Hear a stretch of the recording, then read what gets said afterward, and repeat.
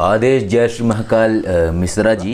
अच्छा गुरुजी, अभी आपका वीडियो देखा था कुछ दिनों पहले नागों के बारे में। हाँ, तो एक सवाल है कि क्या इच्छाधारी नागिन कहते हैं कि इच्छा, जैसे फिल्में बनी, बहुत सी फिल्में बनी नगीना वगैरह की, वो नागिन आई और स्त्री रूप में आ गई। तो क्या ऐसा संभव होता है? देखिए सुनिए, सबसे पहली बात तो ये है कि प्रत्येक श्रेणी अपने ही समूह में होती है।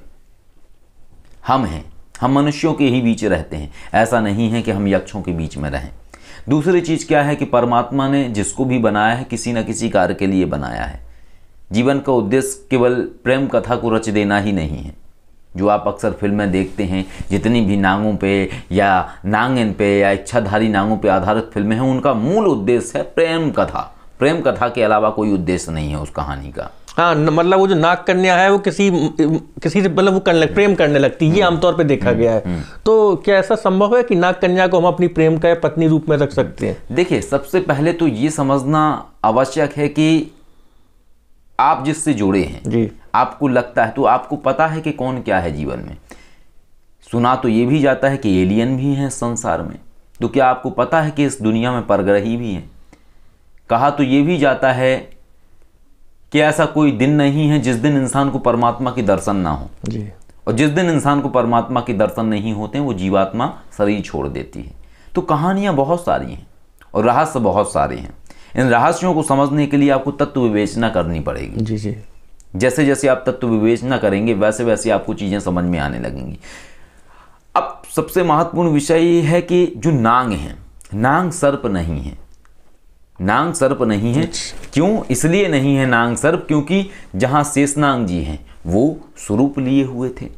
आप महाभारत काल में चले जाइए, खांडव वन की गाथा पढ़ लीजिए, तक्षक नाग के विषय में आप सुन लीजिए। इनके पास अद्भुत कला होती थी। ये सर्प का रूप धारण करते थे, विशालकाय भीमकाय स्वरूप धारण कर सकते थे, वो मनुष्य के स्वरूप को भी धारण करते थे। कहने का तात्पर्य 2 हाथ 2 पैर हो जाते थे इनके। ये कई सारी भुजाएं भी बना सकते थे, यानी इनके पास मायावी चीज़ें थीं। कहने का तात्पर्य है कि आज के समय में यदि महामानव कहा जाए किसी को तो वो नाग हैं। नाग मनुष्यों से श्रेष्ठ हैं। उनकी जो बौद्धिक क्षमता है वो प्रबल है, उनकी जो शक्तियां हैं वो प्रबल हैं। और जब कोई अपने उच्च वर्ग में है तो वो निम्न वर्ग में क्यों आएगा? क्या कभी आपने किसी तितली को गुबरीला से प्रेम करते हुए देखा है? जी बिल्कुल सही बात। नहीं देखा है। तो वो संभव नहीं है, वो कथाएं हैं। लेकिन क्या है, कोई भी विचार आता है अगर किसी मनुष्य के मन में तो उसके अंदर सत्य और भ्रम दोनों होते हैं।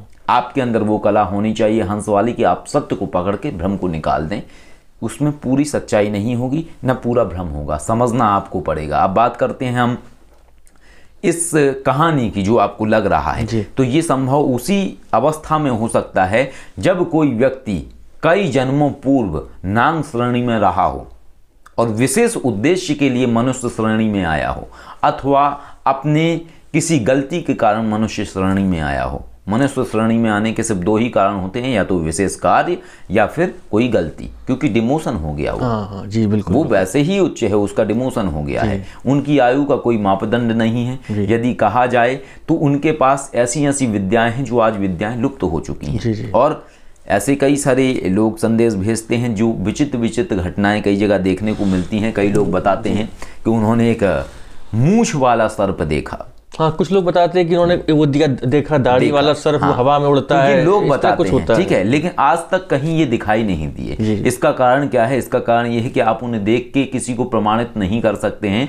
क्यों? क्योंकि अगर आप उन्हें कैप्चर करेंगे, यदि वो नहीं चाहते हैं, तो उनकी क्षमताएं इतनी विकसित हैं कि आपकी वीडियो एरर हो जाएगी, टेक्निकल फॉल्ट आ जाएगा, फोन खराब हो जाएगा। तो इस दुनिया में जितनी चीज़ों का नाम है उन सब का वजूद है, लेकिन ये कुछ रहस्य ऐसे ही हैं जिनको खोजने के लिए अगर इंसान निकलेगा तो वो बूढ़ा हो जाएगा। बिल्कुल। और जो बूढ़ा होने का जुनून रखते हैं वही प्राप्ति कर पाते हैं। एक सामाजिक व्यक्ति के जीवन के लिए ये रहस्य नहीं बने हैं। इसलिए मैं ऐसा समझता हूँ ये रहस्य केवल उस व्यक्ति के लिए बने हैं जो वैज्ञानिक दृष्टिकोण रखता है और जो पागलपन रखता है एक वैज्ञानिक दृष्टिकोण की भांति। अभी 2 चीज़ों पे आप काम नहीं कर सकते हैं कि आप सामाजिक जीवन भी जी लें और रहस्यों पर शोध अथवा अध्ययन भी कर लें। यदि आप दोनों चीज़ों में रहने की चेष्टा करेंगे तो आप कल्पना और भ्रम का शिकार हो जाएंगे और फिर वही जैसी फिल्मों में कहानी होती है नाग नागिन की, तो वैसा ही अनुभव होगा कि नागिन आ रही है, ऐसा हो रहा है, फिर वो फुश से निकल गया, फिर वो दूध पी के भाग गया। ये कहानियाँ चलती रहती हैं दिमाग में। तो कहने का तात्पर्य हमारा ये है कि भ्रम और सत्य में इंसान फ़र्क समझे कि सही और गलत क्या है, तो अपने आप सारी चीज़ें क्लियर हो जाए। अच्छा गुरु जी, एक सवाल और है, नागमणि से संबंधित है, चूंकि नागों की बात चल रही है। ये कहा जाता है, जैसे फिल्मों में वगैरह हम बहुत देखते हैं, एपिसोड सीरियल्स आते हैं कि नागमणि उसने उठा ली, नाग ने दे दी, तो इतनी बड़ी करीब दिखाई जाती है, चमकती हुई एकदम, जैसे नहीं कोई रत्न होता है। तो नागमणि का साइज अगर आप मतलब इतनी बड़ी होती है, इतनी बड़ी कितनी, या इतनी सी होती है, या इतनी बड़ी होती, कितनी बड़ी होती, कुछ जैसे फिल्मों में दिखाया था, क्या वाकई में नागमणि होती भी है? अगर होती है तो किस साइज की होती है, कुछ आइडिया आप दे पाएंगे? सबसे पहले आप ये बताइए मिश्रा जी, जो फिल्में बनती हैं वो किस आधार पर बनती हैं? विचारों के आधार पर कल्पना है जी, कल्पना के आधार जी, पर। बिल्कुल। लेकिन आप क्या मानते हैं, कल्पना झूठ है? कहीं ना कहीं तो 1% सच्चाई होती है, उसी को 90% व्यक्ति अपने विचारों से तारतम्य करके जोड़ देता है, कल्पना बन जाती है। लेकिन आधार सत्य होता है उसका, मानते हैं ना हम इस बात को? तो आधार ये है इसका सत्य के, पहली चीज तो क्या है कि मणि सर्पों के पास नहीं होती है, मणि केवल नागों के पास होती है। और नाग सर्प नहीं है, वो कीड़ा नहीं है, ना वो मेढक खाते हैं, ना वो कीड़े मकोड़े खाते हैं, वो मनुष्यों की तरीके से ही हैं। यदि उन्हें मनुष्यों की भाषा में कहा जाए तो महामानव। उनके अंदर वो समस्त क्षमताएं होती हैं जो मनुष्यों के अंदर होती हैं, लेकिन उनके अंदर वो समस्त क्षमताएं होती हैं जो मनुष्यों के अंदर नहीं होती हैं। यदि आपके वैज्ञानिक, आपने क्या क्या किया हुआ है विज्ञान में, आज आपने शायद मुझे बताया था, क्या किया है? मैंने MSc बायोटेक्नोलॉजी से किया हुआ है, बस यही सब है, थोड़ा बहुत जानता हूँ। ठीक है। तो अब अगर इसको आपकी साइंस की भाषा में देखा जाए तो आपके कहने का अर्थ है कि एक ऐसा फॉर्मूला है वैज्ञानिकों का कि प्रत्येक मनुष्य अपने मस्तिष्क का 10% भाग प्रयोग करता है। हाँ, कहा जाता है ना। लेकिन अगर इसको आप मनुष्यों से कंपेयर करेंगे तो नाग मनुष्यों के मुकाबले 50% अपने मस्तिष्क को प्रयोग करते हैं, तो उनकी क्षमताएं विकसित हैं। अब बताते हैं हम आपको नागमणि का रहस्य। नागमणि जो है ये एक तरीके से जैसे कुंडलिनी चक्र होते हैं आपके, जी यहाँ कहा जाता है, हाँ जी, ठीक है। तो नागमणि जो है वो उनकी कुंडलिनी चक्रों का प्रत्यक्षीकरण है। अच्छा। अर्थात कहने का तात्पर्य ये है कि जब वो ध्यान और तपस्या करते हैं तब उन्हें नागमणि प्राप्त होती है। अच्छा। नागमणि ऐसा नहीं है कि जहर से बन जाने वाला विषय है, न नागमणि ऐसा है कि आप किसी सर्प को पकड़ के उसके सिर में से नागमणि निकाल लेंगे, ऐसा कहीं संभव नहीं है। और इसका देखिए, सत्य हमारे पास ही होता है, लेकिन हमारे पास जब विवेक होगा तो हम सत्य की विवेचना कर पाएंगे। आपको अश्वत्थामा याद है? हाँ, बिल्कुल। उनके पास मणि कहाँ से आई है? तो उसके रहस्य है ना। उस समय नाग कन्याएं हुआ करती थी। अर्जुन का विवाह एक नाग कन्या से हुआ था। और रहस्य सुने हैं, अर्जुन से युद्ध भी किया था, है ना, किसी नाग ने या नाग पुत्र ने। तो ऐसी बहुत सारी कहानियां हैं। तो कहने का सीधा सा तात्पर्य है कि नागमणि है शक्तियों का केंद्र। अर्थात जब जैसी आज आपसे चर्चा हुई थी मेरी, तो आपने कई चर्चाएं बताई थी कि ऐसा होता है गुरुजी, या ऐसा भी हो सकता है। तो वैसा ही आपको हम रहस्य बताते हैं कि कुछ विद्याएं और कलाएं ऐसी होती हैं, जैसे आज्ञा चक्र पर 3 धमनियां मिलती हैं, 3 धमनियां नाड़ियां होती हैं। वो जब यहाँ मिलती हैं तब इसके बाद क्या है कि जब चक्र एक्टिव होते हैं तो यहाँ एक तरल पदार्थ बहता है मनुष्यों के अंदर, ठीक है। मनुष्यों के अंदर ये क्षमता है करना, अभी थ्योरिकली है, प्रैक्टिकली नहीं है, ठीक है। तो क्या है कि जो यहाँ आज्ञा चक्र है तो वो निरंतर अभ्यास से उसको ठोस बना लेते हैं, उस द्रव को ठोस बना लेते हैं। धीरे धीरे वो द्रव आगे की ओर अग्रसर होने लगता है, और इसके बाद ये है कि सिर फाड़ के वो चीज़ बाहर आ जाती है। और यही कारण है कि जब किसी की नागमणि अगर छीन ली जाए तो बहुत तकलीफ होती है, क्योंकि वो उसके शरीर का हिस्सा है, मूल कुंजी है उसकी, मूल आधार है शक्तियों का। अश्वत्थामा की इसीलिए छीनी गई थी। इसके तो बहुत सारे रहस्य हैं, वो तो सब महाभारत में आप पढ़ चुके होंगे, किस लिए किसकी क्यों खींची गई। लेकिन विषय यहाँ ये है कि नागमणि बनती कैसे होती है, यही कहा। बिल्कुल बिल्कुल, बहुत ही वही बता, बहुत ही दुर्लभ जानकारी आप दे रहे हैं कि नागमणि होती क्या। लोग जो ये सोचते पता नहीं क्या होता है, वो निकाल लो से बस, ऐसा नहीं, हीरे मोती की तरह होता है कुछ। संकल्प शक्ति सुना है आपने? जी बिल्कुल। नागमणि के अंदर एक ऐसी कला होती है कि आप किसी भी रूप को धारण कर सकते हैं। संकल्प शक्ति का मूल केंद्र नागमणि है। अच्छा। अपने मस्तिष्क की समस्त पावर को, अपनी कुंडलिनी शक्ति की समस्त पावर को एकत्रित कर लेना और एकत्रित करके ठोस करके प्रकट कर देना।